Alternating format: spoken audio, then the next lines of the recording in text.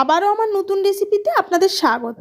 আপনারা তো সয়াবিনের অনেক ধরনের রেসিপি খেয়েছেন, কিন্তু আজ আমি আপনাদের সাথে নিয়ে এসেছি মুসুরির ডাল আর সয়াবিন দিয়ে তৈরি এমন এক ইউনিক রেসিপি, যেটা মাংসের স্বাদকেও হার মানাবে। আর সারা ইউটিউব খুঁজলেও এমন ধরনের সুস্বাদু রেসিপি পাবেন না।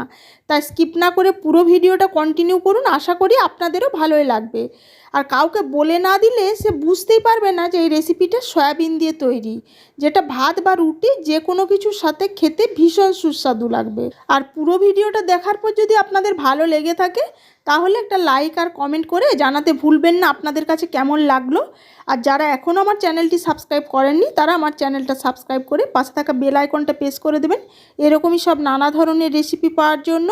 সবার প্রথমে এই যে দেখুন, আমি মুসুরির ডাল যেটা জলে আগেই ভিজিয়ে রেখেছিলাম মিনিট 20 আগে, সেটা এই যে ভালো করে ধুয়ে একটা মিক্সির জারের মধ্যে নিয়ে নিলাম। আর ঝালের জন্য দিয়ে দিলাম 3টে কাঁচা লঙ্কা, নিয়ে ওটার একটা মিহি পেস্ট তৈরি করে নিয়ে ফিরে আসছি। নমস্কার, সুরভি রান্নার তরফ থেকে সকলকে স্বাগত।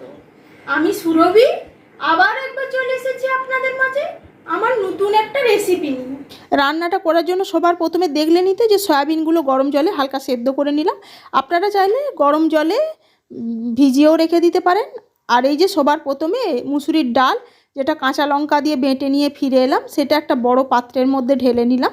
এবার ওই যে সয়াবিনগুলো সেদ্ধ করে স্ট্রেনার দিয়ে ছেঁকে রেখেছিলাম, এবার ওই সয়াবিনগুলো হাত দিয়ে চেপে নিগড়ে জলটা এইভাবে বের করে নিয়ে আবারও মিক্সির জারের মধ্যে দিয়ে দিলাম।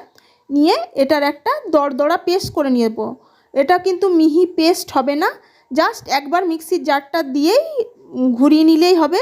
একদম মিহি পেস্ট করবেন না, তাহলে কিন্তু খেতে ভালো লাগবে না। জাস্ট সয়াবিনগুলো কিমা কিমা টাইপের হবে, জাস্ট ওইরকম পর্যায় পর্যন্ত এটা একটা তৈরি করে নিয়ে আসছি। এই যে দেখুন, আমি ওই যে মুসুরির ডালের সাথে যে লঙ্কা দিয়েছিলাম সেটা ভালো করে পেস্ট হয়নি, তাই লাস্টে আবার এই যে সয়াবিনটার সঙ্গে দিয়ে দিলাম।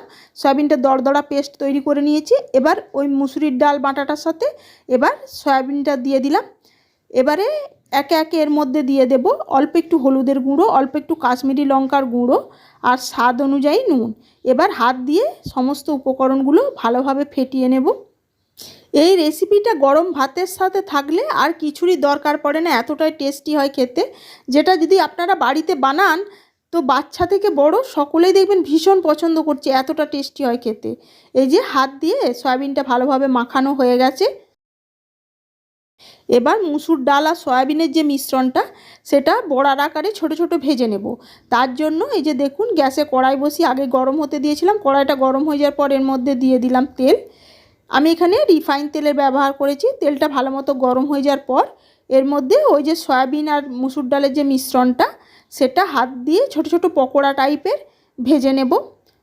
গ্যাসের ফ্লেমটা এই সময় মিডিয়ামে দেব, তাহলে ভালো করে পকোড়াগুলো ভাজা হবে ভেতর থেকে। না হলে যদি গ্যাসের ফ্লেমটা বাড়ানো থাকে, তাহলে উপরটা ভাজা হয়ে যাবে আর ভেতরটা কাঁচা থেকে যাবে। সেই কারণে গ্যাসের ফ্লেমটা মিডিয়ামে দিয়ে উল্টে পাল্টে ভালো করে ভেজে নেব।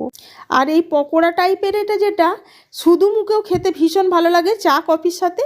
এছাড়া আপনারা ডালের পাতে খাওয়ার জন্য এটা বড়া হিসেবে ভেজে খেতে পারেন, সেক্ষেত্রে ভীষণ ভালো লাগবে। একটা হাই প্রোটিন, যার মধ্যে সয়াবিনও আছে, মুসুর ডালও আছে। আপনারা মুসুর ডালের পকোড়া খেয়েছেন, কিন্তু মুসুর ডাল আর সয়াবিন মিশিয়ে একবার আমার পদ্ধতিতে রান্না করে খেয়ে দেখবেন, যার স্বাদ আপনারা ভুলতে পারবেন না। এই যে সুন্দর করে বড়াগুলো ভাজা হয়ে গেছে। এবার এগুলো আলাদা পাত্রে তুলে নেব এবং বাকি বড়াগুলো একই পদ্ধতিতে ভেজে নেব। সমস্ত বড়াগুলো ভাজা হয়ে গেছে। এবার কড়াইয়ের মধ্যে আবারও দিয়ে দিলাম সর্ষের তেল। এবার রান্নাটা আমি সর্ষের তেলে করব, গ্রেভিটা। তার জন্য তেলটা গরম হয়ে যাওয়ার জন্য অপেক্ষা করলাম। তেলটা যখন গরম হয়ে গেলে এর মধ্যে ফোড়ন হিসেবে দিয়ে দিলাম 1/4 চামচ গোটা জিরে আর একটা তেজপাতা। দিয়ে ফোড়নটা থেকে যখন সুন্দর ভাজার গন্ধ বেরাবে, তখন এর মধ্যে দিয়ে দিলাম একটা বড় সাইজের কুচানো পেঁয়াজ, একটা বড় সাইজের কুচানো টমেটো আর ঝালের জন্য কাঁচা লঙ্কা। পেঁয়াজ আর টমেটোটা তাড়াতাড়ি ভাজা হওয়ার জন্য আমি এখানে একেবারে তরকারির অনুপাতে নুনটা দিয়েছিলাম। এবার ফিরে এলাম। পেঁয়াজ আর টমেটোটা ভাজা হয়ে যাওয়ার পর এই যে দেখুন, পেঁয়াজ টমেটোটা যখন এরকম পর্যায়ে ভাজা হয়ে যাবে, তখন এখানে দিয়ে দিলাম 1/2 চামচ কাশ্মীরি লঙ্কার গুঁড়ো, 1/2 চামচ হলুদের গুঁড়ো, 1 চামচ আদা রসুন জিরে ধনের পেস্ট। এবার মশলাটা ভালোভাবে কষিয়ে নেব। ততক্ষণ অবধি কষাবো যতক্ষণ না মশলাটা থেকে তেল রিলিজ হতে শুরু করছে। যাতে মশলাটা পুড়ে না যায়, তাই একটু একটু করে জল দিয়ে মশলাটা ভালোভাবে কষিয়ে নেব। মশলাটা থেকে দেখুন তেল রিলিজ হতে শুরু করেছে, মশলাটা খুব সুন্দর কষানো হয়ে গেছে। এবার এর মধ্যে কিছু আলু আমি একটু বড় বড় টুকরো করে কেটে রেখেছিলাম, সেই আলুটা সেদ্ধ করে নিয়েছিলাম। এবার সেদ্ধ করা আলুটা মশলার সাথে দিয়ে ভালোভাবে মিনিট 2 সময় ধরে কষিয়ে নেব। যতক্ষণ না আলুটা মশলা থেকে কষানো হয়ে যাওয়ার পর এরকম কড়াই থেকে ছেড়ে ছেড়ে আসবে ততক্ষণ অবধি কষিয়ে নেব। এবার সবার শেষে দিয়ে দিলাম 1/2 চামচ গরম মশলা পাউডার। এবার গরম মশলা পাউডারটা মশলার আলুর সাথে ভালোভাবে মিশিয়ে নিয়ে গ্রেভি বানানোর জন্য এখানে দিয়ে দিলাম পরিমাণ মতো জল। আপনারা কিন্তু যেমন গ্রেভি পছন্দ করবেন জলটা সেই অনুপাতেই অ্যাডজাস্ট করবেন। তবে এখানে জলের পরিমাণ একটু বেশি দিতে হবে, কারণ ওই যে বড়াগুলো ভেজে রেখেছি সেই বড়াগুলো জলে দেওয়ার সাথে সাথে ঝোলটা অনেকটাই টেনে নেবে।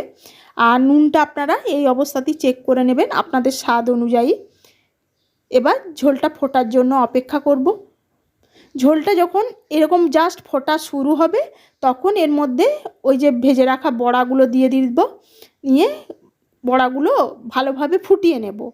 খুব বেশি ফোটানোর দরকার নেই, তাহলে আবার ভেঙে যাবে। জাস্ট ভালোভাবে ফুটে যাওয়া হলেই টকবক করে যে দেখুন ফুটছে, এই পর্যায় পর্যন্ত ফুটিয়ে নেব। নিয়ে একটা ঢাকা দিয়ে স্ট্যান্ডিং টাইম দিয়ে এটা রেখে দেব। তারপরে এটা সার্ভ করে দেব। আপনারা চাইলে এখানে ধনেপাতা কুচিয়ে উপর থেকে ছড়িয়ে দিতে পারেন। দেখলেন তো কত সহজে তৈরি করে ফেললাম মুসুরির ডাল আর সয়াবিনের দুর্দান্ত একটা রেসিপি। আমার আজকের এই রেসিপি আপনাদের কাছে কেমন লাগলো অবশ্যই জানাবেন। দেখতে তো রেসিপিটা দুর্দান্ত হয়েছে। চলুন এবার এটা নামিয়ে সার্ভ করে দিই। আজ তাহলে এটুকুই। আর আপনারা কী ধরনের রেসিপি দেখতে চান অবশ্যই জানাবেন। আজকের রেসিপি ভালো লেগে থাকলে আমার ছোট্ট পরিবারের সদস্যের পাশে থাকার অনুরোধ রইল। আজ তাহলে এটুকুই। আবার হাজির হয়ে যাব অন্য কোনো রেসিপিতে। সবাই ভালো থাকবেন, সুস্থ থাকবেন। ধন্যবাদ।